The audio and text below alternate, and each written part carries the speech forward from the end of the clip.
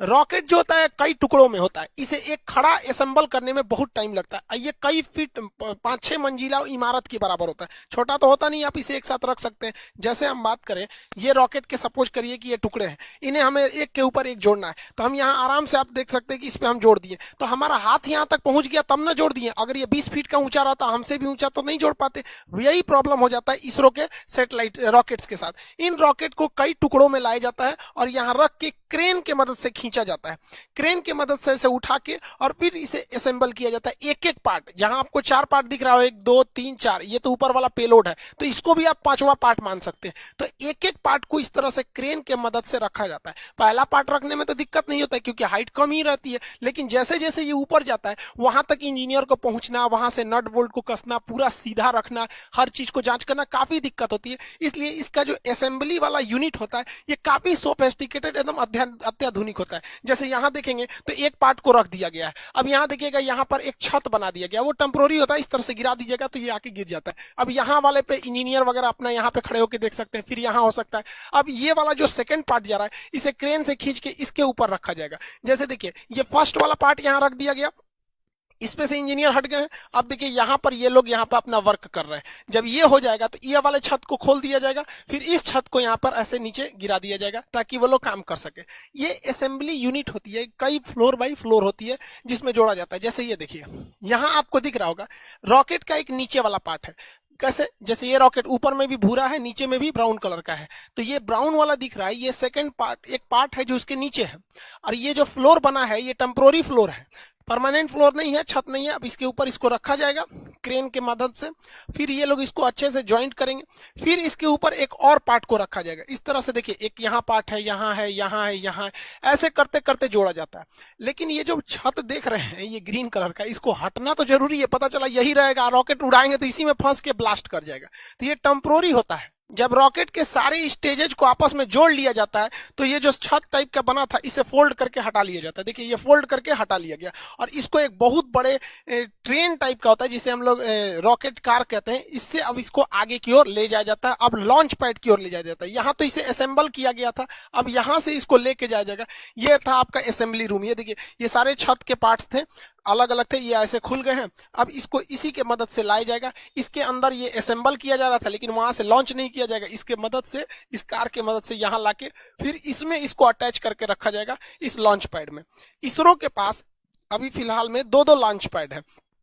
एक launch pad से हो नहीं पाता था, इसलिए इसरो जो थी अपने असेंबली लाइन को, जैसे यहाँ देखिए एक असेंबली यूनिट यहाँ था, एक नया यहाँ बना दिया गया, 2-2 असेंबली यूनिट ले आके और लॉन्च पैड 2-2 रखे गए ताकि ले आने में दिक्कत ना हो, जल्दी से जल्दी और ज्यादा से ज्यादा मात्रा में सैटेलाइट को लॉन्च किया जा सके। इसरो के 2-2 लॉन्च पैड है, एक की असेंबली लाइन लॉन्च पैड के काफी करीब है और वहीं दूसरे की असेंबली लाइन देखिएगा तो लॉन्च पैड से काफी दूरी पर है। ये जो इसका जो सैटेलाइट कैरिंग कार होता है ये ट्रेन की पटरी पर चलता है, बहुत ही भयानक इसका लोड रोकने की क्षमता होती है, बहुत धीमी गति से लेकिन ये आगे बढ़ता है। बहुत तेज गति से आएंगे तो ये डिसबैलेंस होकर गिर जाएगा। रॉकेट की एक सबसे बड़ी समस्या है कि जब ये उड़ता है तो इसके नीचे से इतना थ्रस्ट निकलता है और इतना आग निकलता है कि ये रॉकेट खुद ही जल जाएगा, इतना ज्यादा मात्रा में रहता है। इसलिए इसमें थ्रस्ट निकलने के लिए नीचे एक कैनाल बना दिया जाता है, गड्ढा, और यहाँ देखेंगे तो यहाँ आपको सुराख मिलेगा, छेद। तो इससे जब रॉकेट का जो आग निकलेगा वो नीचे चला जाएगा और ये इस साइड से आग निकलेगा। नहीं, अगर ये छेद नहीं बनाएंगे या ये गड्ढा नहीं बनाएंगे तो यहीं पर इतना आग लग जाएगा कि लॉन्च पैड सहित यही जल सकता है। यहाँ देख सकते हैं आप आराम से कि इसमें जो सुराख था इसका जितना थ्रस्ट है इसमें गया और इस साइड से, दोनों साइड से निकल रहा है। तो ये कैनाल बनाना जरूरी है वरना ये अपने में थ्रस्ट करके मर जाएगा, वहां पे ब्लास्ट करके, मतलब ये खुद ही जल जाएगा। यहाँ नीचे गिरा और इस तरह से दोनों डायरेक्शन में हट गया, या ये इस डायरेक्शन में जाता है ताकि वो ज्यादा से ज्यादा आग को अलग डायरेक्शन में फैला सके। जब सैटेलाइट को लॉन्च पैड पे रखा जाता है तो इसमें जितने सेंसर वगैरह होते हैं वायर से ये लोग कनेक्टेड किए रहते हैं। इसमें जितनी चीजें होती हैं ये कनेक्ट करके रखी गई रहती है। जब काउंटडाउन, उल्टी गिनती चालू होती है 48 घंटा पहले से, अगर इसमें भी कोई गड़बड़ी पाई जाएगा तो यहीं पे रोका जा सकता है, और अगर गड़बड़ी नहीं पाई गई तो रॉकेट को लॉन्च कर दिया जाता है। लेकिन समस्या क्या होती है, जो इसमें फ्यूल रखा जाता है तो जो फ्यूल रहता है उसे बहुत ही कम टेम्परेचर पे रखा जाता है। और 2 दिन पहले ही इसकी पूरी तरह तैयारी कर दी जाती है। तो इसे धूप में छोड़ने से क्या होता है, उसका टेम्परेचर बढ़ सकता है, अंदर रिएक्शन वगैरह हो सकता है, इसलिए इसके बाहर एक इंसुलेटर की परत लगा दी जाती है। देखिए एक परत लगा दिया जाता है इंसुलेटर की इसके चारों ओर बाहर में, ताकि जो फ्यूल है वो हीट उस पर ना मिल सके।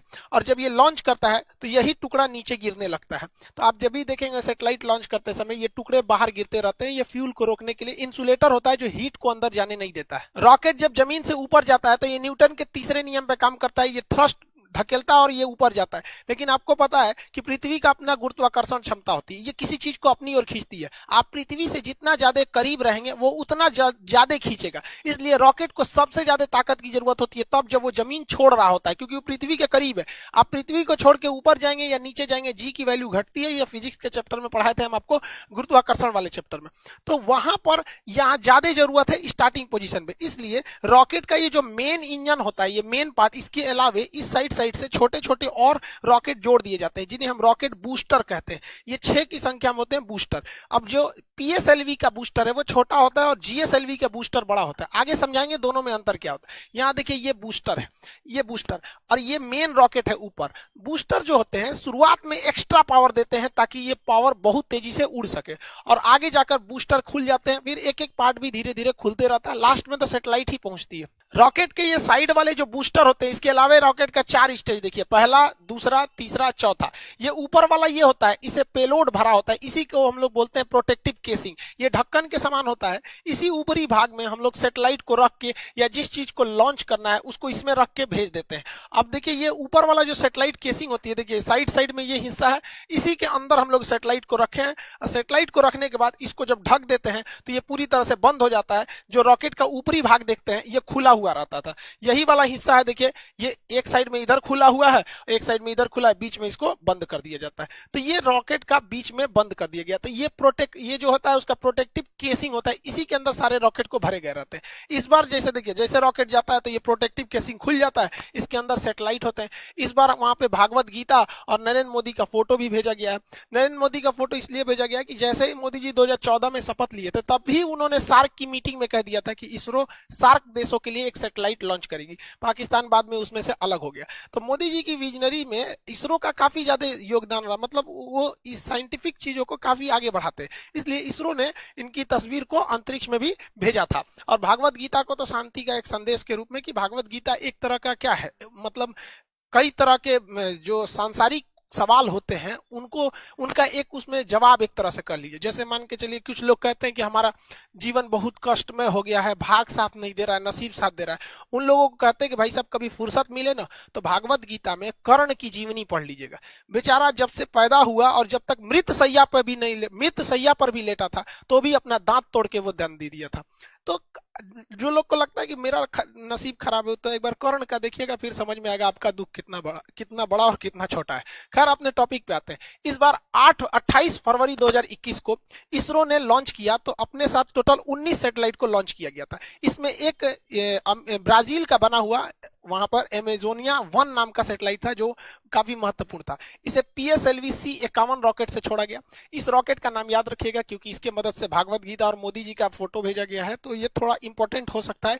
ये PSLV की 53वीं सक्सेसफुल मिशन थी। एमेजोनिया 1 ब्राजील का जो सैटेलाइट है ये पूरी तरह से ब्राजील के जंगलों पर नजर रखेगा। ब्राजील का जो जंगल होता है ये वर्षा वन होते हैं, ये टोटल दुनिया का 20% ऑक्सीजन यहीं से निकल जाता है। इतने घने जंगल होते हैं कि इसके अंदर कई बार जंगल का ऐसा एरिया है जहां सूरज की रोशनी नहीं पहुंच पाती, इतने जंगल है। लेकिन इन जंगलों की 2 समस्या है। एक, इन जंगलों में बड़ी तेज आग लग जाता है जिससे जंगल खत्म होने लगते हैं, और दूसरा यह क्या है कि यहाँ पे पेड़ों की कटाई बहुत भयानक चल रही है। पेड़ों की कटाई तो भाई साहब पूरी दुनिया में चल रही है, हर जगह पेड़ काटे जा रहे हैं, और जिस रफ्तार से पेड़ों की कटाई चल रही है वह दूर नहीं जब हरियाली के नाम पे केवल लड़कियां बच जाएंगी।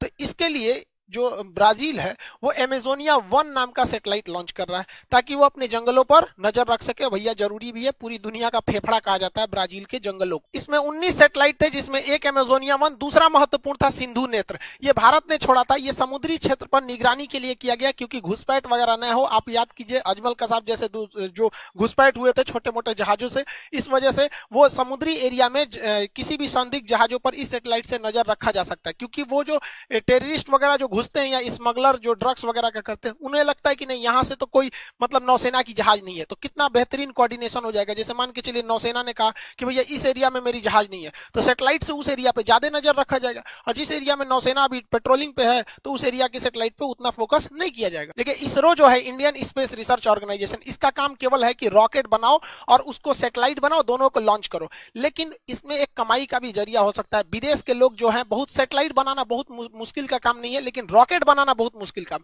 इवन हम लोग ने अपना पहला सैटेलाइट आर्यभट्ट भारत में बना लिया था, लेकिन उसको हम लोग लॉन्च करने के लिए रूस को दिए थे, और रूस ने अपने रॉकेट से उसे छोड़ा था। तो बहुत से ऐसे देश हैं जो दुनिया को कहते हैं कि भैया अमेरिका से कहते हैं, यूरोप से कहते हैं कि हमारे सैटेलाइट को छोड़ दो, तो भारत बहुत सस्ते में छोड़ देता है, और भारत की सैटेलाइट काफी विश्वसनीय होती है। इसलिए इसके लिए भारत सरकार ने एक कंपनी बनाई थी, उसका नाम था एंट्रिक्स। एंट्रिक्स कॉर्पोरेशन था, 1991 में 92 में बनाई गई थी। ये कंपनी दूसरे देशों से कहती तो भैया तुम्हारा सैटेलाइट छोड़ना है, लाओ लाओ यहाँ लाओ, पैसा दो हमको दो, और ये इसरो को देती थी भैया इसको भी छोड़ दो, हम इतना पैसा दे देते हैं। लेकिन इसमें कुछ कमियां थी जिसको सुधारते हुए 2019 में न्यू स्पेस इंडिया लिमिटेड नाम की एक कंपनी ऑर्गेनाइज कर दिया गया। अब किसी को अपनी सैटेलाइट छुड़वाना है तो डायरेक्ट इसरो से बात नहीं करेगा, इससे बात कीजिए, बिजनेस वाला काम ये संभालेगी, बाकी रॉकेट सैटेलाइट बनाने का काम इसरो करेगी। एंट्रिक्स ने बहुत सारे मिशन को अंतरिक्ष में भेजा है। एंट्रिक्स ने बहुत सारे दुनिया के ग्राहकों को ढूंढ के लाया है इसरो के लिए, जिससे इसरो की बहुत मोटी कमाई हुई है। लेकिन अभी क्या है, ये न्यू स्पेस इंडिया लिमिटेड को बनाया गया, ये इसकी पहली कॉमर्शियल उड़ान थी जो ब्राजील से इन्होंने नेगोशिएशन करके लाया था। हालांकि ब्राजील चाइना से इस सैटेलाइट को छुड़वाने वाला था, लेकिन बाद में भारत ने उससे कम दाम दिया, इस वजह से उसने भारत से भी छुड़वा लिया। सैटेलाइट का ऊपर वाला जो भाग होता है ये खोखला होता है, इसे प्रोटेक्टिव केसिंग कहते हैं, ये खुल जाता है, इसी के अंदर सैटेलाइट्स को लॉन्च रखा जाता है। जो सैटेलाइट होते हैं इनके इसी के अंदर रखा जाता है। इसरो ने 2017 में इसके अंदर छोटे छोटे कुल 104 सैटेलाइट को लॉन्च किया था। इसके अंदर देखिए यहाँ पर छोटे छोटे होते हैं, तो 104 रॉकेट सैटेलाइट्स को इस पेलोड के अंदर रखा था। जब ये जाते हैं तो खुल जाते हैं और सैटेलाइट अंतरिक्ष में चले जाते हैं। 600 से 900 किलोमीटर ऊंचाई पे जाने के बाद पृथ्वी का गुरुत्वाकर्षण खत्म हो जाता है, फिर वो घूमने लगते हैं। इन सैटेलाइट को ऊर्जा यानी एनर्जी मिलती है, इन पर सोलर पैनल लगे होते हैं, इनमें सोलर पैनल से इनमें एनर्जी लगी होती है, मतलब एनर्जी ले रहते हैं ये लोग सोलर पैनल से। और इसके अंदर छोटा सा एक तो मोटर भी होता है जिससे कि ये अपने डायरेक्शन और अपने पाथ को चेंज कर सकते हैं। तो रॉकेट केवल अंतरिक्ष में जाके ये खुल जाएगा और सबको ऐसे फेंक देगा, और वहां गुरुत्वाकर्षण नहीं है तो सब इधर उधर तैरेंगे, तो 1 बाय 1 सबको अपने अपने ऑर्बिट में फिट कर दिया जाता है। रॉकेट इंजन और जेट इंजन में अंतर क्या होता है? हवाई जहाज में जेट इंजन लगा होता है, ये बाहर से ऑक्सीजन ले लेता है, जबकि अंतरिक्ष में तो ऑक्सीजन ही नहीं है, इसलिए रॉकेट इंजन उस इंजन को कहते हैं जो अपना खुद का ऑक्सीजन का सिलेंडर ले जाया जाता है। तो जिस सिलेंडर में ऑक्सीजन रहता है उसे हम ऑक्सीडाइजर कहते हैं, और जिसमें फ्यूल रहता है उसे फ्यूल टैंक कहते हैं।